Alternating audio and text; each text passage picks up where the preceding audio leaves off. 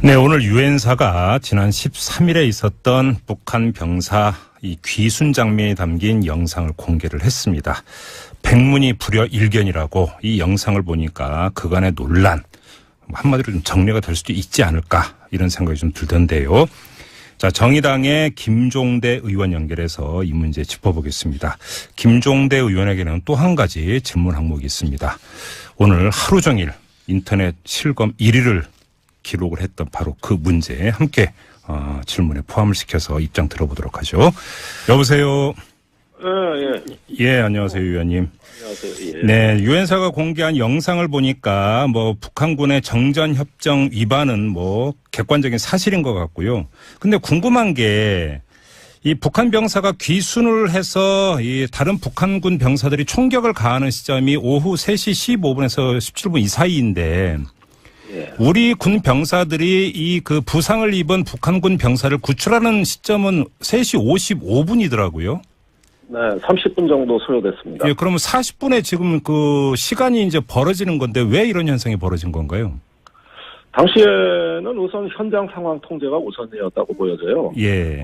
분명히 북한군의 그 무장한 병사들이 인근에 배치되어 있는 상황이니까. 예. 일단 그 사주 경계라든가 또 만일에 있을지 모르는 어떤 전투 대비. 예. 우리도 증원군이 갔거든요. 네. 대대에서 그 방탄복을 착용하고 병력이 출동했기 때문에 예. 이런 병력 통제, 예, 이런 부분들까지 다 그 한꺼번에 동시에 진행이 됐어야 되고 또 처음에는 병사 위치는 몰랐습니다. 네네. 그래서 결국은 TOD 열상 감시 장비까지 동원해서 찾아낸 거니까 이런 저런 폭주하는 작전의 그 소요에 비추어봤을 때 시간이 소요는 불가피했다. 그러면 그렇게 봅니다. 그런 사정 한 가지. 그리고 또 영상을 보면 북한군 병사들이 총격을 가한 뒤에 바로 막사디로 사라져 버리던데 그 현장에 남아 있는 게 아니고 이 상황 그러니까 두 번째 이 두 가지를 종합을 하면 국내 정치권이나 이런 데서 왜 즉각 대응 사격을 하지 않았느냐라는 어떤 지적을 했는데 이게 애시당초 성립될 수 있는 지적이 아니었던 거 아닌가요? 우리가 이제 북한군의 이상 징후를 관찰한 거는 병사들이 뛰어올 때부터니까. 네.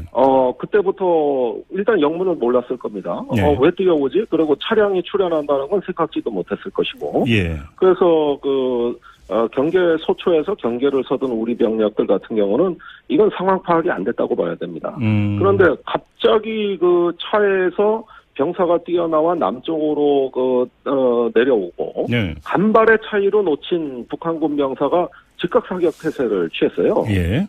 이건 눈 깜짝할 사이예요. 전혀 손을 쓸 수 있는 상황이 아니고 네. 그런 다음에 급히 다시 되돌아서 사라져 버렸기 때문에. 그러니까요. 예, 사격을 하고 싶어도 대상이 있고 목적이 있어야 하는 것이지. 아니, 예. 교전 수칙이 원래 그런 애 문제를 떠나서 바로 사라져 버리는데 어디다 대고 사격을 합니까? 그러니까 일각에서는 공중에다 대고 사격을 했어야 될 거 아니냐 이런 말까지 나오는데 예. 그건 정말 어리석은 겁니다. 아무 목적도 없는 사격을 할 수는 없는 거죠. 교전 수칙을 따질 것도 아닙니다. 이거는. 알겠습니다. 아무튼 지금 정전협정 위반 사실은 이 영상을 통해서 확실하게 이제 확인이 됐다고 봐야 되는 것 아니겠습니까? 그렇습니다. 자, 그러면 저번에 이제 일전에 바로 이 문제로 저희하고 인터뷰를 할 때 유엔군 사령부 입장에서는 이걸 유엔 안보리로까지 끌고 가서 국제적으로 문제 삼고 테이블을 열어야 된다. 이런 전략까지 말씀을 해 주셨는데 자, 그럼 유엔사 말고 우리 정부가 할 수 있는 건 뭘까요? 우선 강력한 대북 성명을 발표해야죠. 네. 이거는 정전협정과 별개로 또 반인도주의 사건입니다. 네네. 인명을 살상하려고 했던 것이고. 예. 또 군사분계선 남쪽에다가 대고 한 것이기 때문에 이것은 병사를 보호할 책임이 있는 대한민국 정부가 정말 반인도주의에 대해서 강력히 규탄하는 네. 그런 대북 성명을 발표해야 될 걸로 보는데 네. 지금 정부로서는 참 어려운 입장일 거예요. 이제 평창올림픽이 넉 달도 안 남았는데 이 사건을 자칫 갈등의 소지로 키워가지고 그러지 않아도 위기 조짐이 보이면 지금 국가가 치명타를 입거든요. 이런 상황까지 관리해야 된다는 어려움은 이해합니다. 그래도 성명은 발표하고 유엔사의 합리적인 조치를 촉구하는 이런 어떤 활동을 해야 될 겁니다. 알겠습니다. 자, 그 문제는 그 정도로 가름을 하고요. 또 다른 그 문제가 하나 있습니다. 오늘 하루 종일 인터넷 그 실검 1위를 기록을 하신 거 알고 계시죠? 어제 이어서 이틀째입니다. 아, 그러세요? 자, 그 이국종 교수가 이 북한 병사의 몸 안에 기생충과 이 내장 상태에 뭔가 그 또 위장에서 옥수수가 발견됐다. 이런 걸 이제 그 브리핑한 데 대해서 의원님께서 이런 걸까지 공개하는 것은 인격의 테러다라고 규정을 한 데 대해서 이국종 교수가 오늘 공개 브리핑을 통해서 반박을 했고요. 이게 인터넷에서 하루 종일 논란이 됐는데 이때의 입장 그대로 고수하시는 겁니까? 우선, 17일 날 제가 페북에 첫 게시물을 올린 데서부터 사건이 시작되는데요. 네. 거기서 이 병사의 몸의 어떤 결함이나 질병 상태에 대한 어떤, 우리 사회의 잘못된 태도를 지적하면서, 이거는, 어떤 인간의 존엄성에 대한 어떤 테러다. 네. 이런 표현을 쓴 적이 있는데, 거기서 주어가. 네. 이국정 교수가 아니고, 우리 사회, 즉, 정부기관이 깊숙이 개입돼 있고, 예. 또, 분이 과도하게 간섭했으며, 언론이 이걸 선정적으로 보도하는 등, 일련의 이런 사태에 대해서 우리가라는 표현을 썼고요. 예. 그건 이국정 교수는 오히려 제가 그 입장에 대해서 의사가 나는 환자를 살리는 사람이라고 하소연까지 하고 있지 않느냐. 예. 이렇게 이국정 교수를 그렇게 직접적으로 공격하는 표현은 전혀 아니었어요. 그래서 우리의 성찰과 반성을 촉구하는 글이었단 말입니다. 네. 그런데 갑자기 어제부터 뒤늦게 그 글이 제가 이국정 교수를 공격했다. 또 인격에 대한 테러범이라고 얘기했다. 네. 우선 그거는 사실이 아니죠.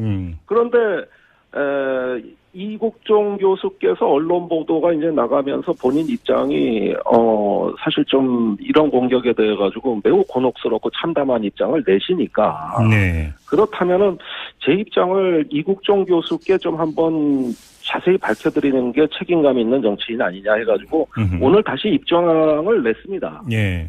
예, 거기서 이국종 교수가 환자의 어떤 생명을 살리기 위해 최선을 다하는 결정적 의료 행위를 했고, 네. 환자가 회복되는 데 대해 축하드리고, 다만, 이번에 총상과 전혀 무관한, 네.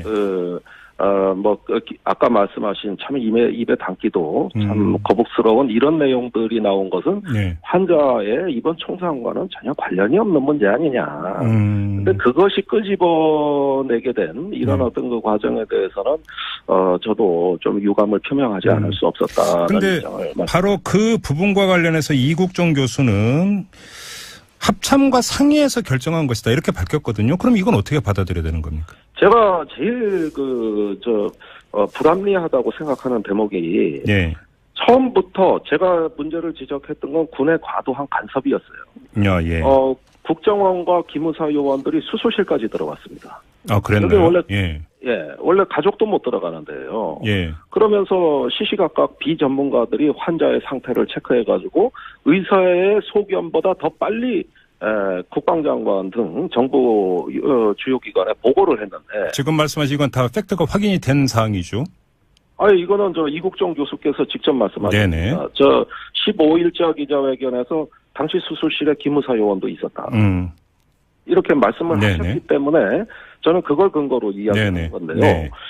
14일 날 수술 하루 뒤입니다. 국방위에서 송영무 장관이 환자 생명에 지장이 없다는 발언이 나옵니다. 네.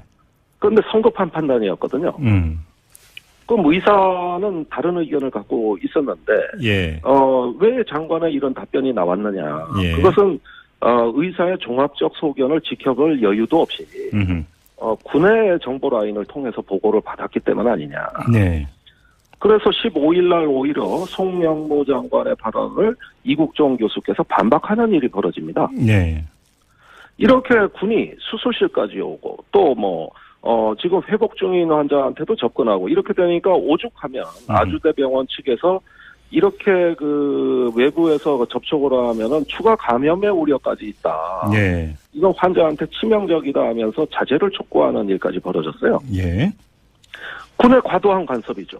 그다음에 합동참모본부가 이 환자 상태를 판단하는 주체가 아니라 예. 병원이 주체가 돼야 됩니다. 그런데 왜 기자회견하는 것까지 감 나와라 배 나와라 또 뭐 환자 상태에 대해 제멋대로 판단하고 예. 이러면서 이 극심한 혼란을 초래한 것은 정부 특히 군의 과도한 간섭이라는데 저는 확신을 갖고 있습니다. 그러면 예를 들어서 지금 김종대 의원께서 보시기에는 굳이 브리핑 내용에 들어가지 않아도 되는 그런 내용까지 브리핑이 됐대는 합참에 어떤 영향이 많이 미쳤고 이 합참이 이런 판단을 내린 데에는 또 다른 의도가 있다 이렇게 보시는 겁니까? 아무래도 합참이 뭐 환자 생명이나 인권보다는 정치군사적인 문제에 집중하는 기관이고 네. 그러다 보면은 의사께서는 그 기자회견 할 때마다 언론에 하소연하기를 네. 정말 좀 나 좀 가만히 내버려 달라. 나는 그 환자를 치료하는 사람 아니냐. 네. 그러면서 외부의 그 과도한 시선들 몹시 부담스러워하면서 하소연을 했고요. 네. 또 어떤 발표의 경위에 대해서 합참하고 상의를 했다.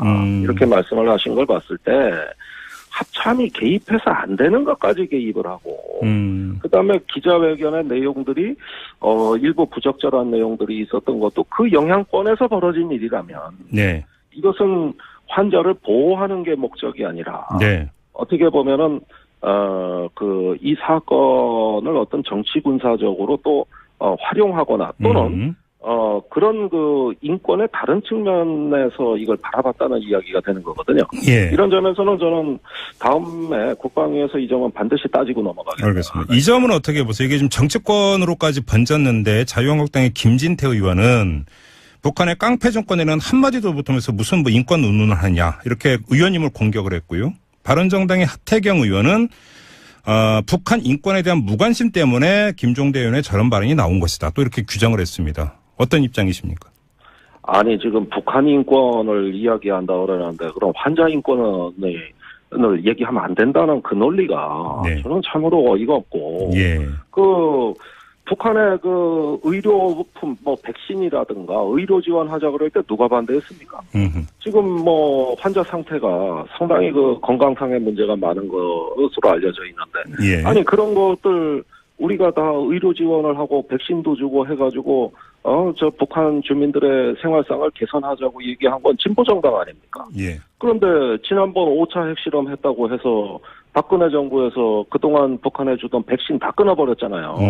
그것이 보수 정당들의 입장 아닙니까? 예. 그러면은 북한의 인권을 이야기하는데 의약품 지원을 왜 끊었냐는 말이죠. 오히려 인권을 이야기하면 할수록 이런 건 더 지원해야 되는 거 아닙니까?